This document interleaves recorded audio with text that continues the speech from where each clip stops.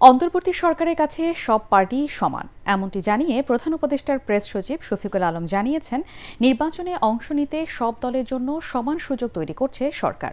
রাজধানী foreign service একাডেমিতে সংবাদ সম্মেলনে এসব কথা বলেন তিনি। বিএনপির দাবির প্রেক্ষিতে প্রেস সচিব জানান, দুটি টাইম ফ্রেম দিয়ে নির্বাচনের রোডম্যাপ আগেই ঘোষণা করেছেন প্রধান উপদেষ্টা। বিস্তারিত জানাচ্ছেন একরামুল হক সায়েম। জুলাই গণ অভ্যুত্থানের সম্মুখ সারির ছাত্রনেতাদের নেতৃত্বে শুক্রবার যাত্রা শুরু করেছে নতুন রাজনৈতিক দল জাতীয় নাগরিক পার্টি। তবে অন্তর্বর্তী সরকারের সাথে তরুণদের এই দলের সম্পর্ক নিয়ে আছে নানা আলোচনা। আত্মপ্রকাশ অনুষ্ঠানে যোগ দিতে ছাত্রদের আহ্বানে ফিরোজপুরের জেলা প্রশাসক বাস সরবরাহ করেছেন, এমন খবর ছড়িয়ে পড়ে সামাজিক যোগাযোগ মাধ্যমে।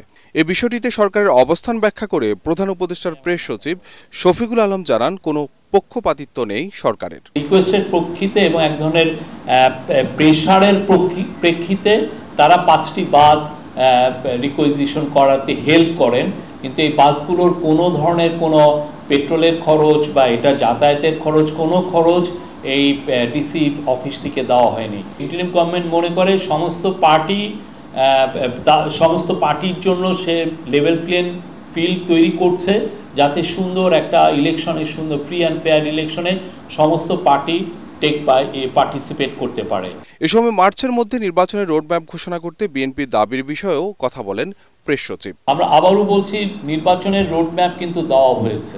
বিএনপি যেটা চাচ্ছেন হয়তোবা যে এক্স্যাক্ট একটা ডেট চাচ্ছেন, আমরা কিন্তু বলে দিয়েছে, ইন্টারিম গভর্নমেন্ট বারবার বলেছে যে নির্বাচন এই বছরের ডিসেম্বরের মধ্যে, যদি পার্টিগুলো, সব পলিটিক্যাল পার্টিগুলো মনে করে যে রিফর্ম করে তাড়াতাড়ি ইলেকশনের দিকে দেশ ধাবিত হবে, তাহলে এটা ডিসেম্বরের মধ্যে ইলেকশন হবে। ভিশনের ফুলঝুরি মেগা অফারে ফ্রিজ কিনলেই পাচ্ছেন 16 পিসের আকর্ষণীয় গিফট বক্স একদম ফ্রি। আর যদি না, ওনারা পলিটিক্যাল পার্টি চান যদি আরও কিছু রিফর্ম হওয়ার পরে ইলেকশন, সেক্ষেত্রে আরও 3 মাস এটা দেরি হতে পারে।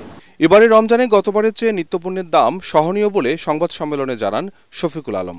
ফুড পণ্যের, বিশেষ করে ফুড এবং অন্যান্য পণ্যের দাম কিভাবে সহনীয় পর্যায়ে আনা যায়, সে লক্ষ্যে ইন্টেন্সিভলি কাজ করা হয়েছে।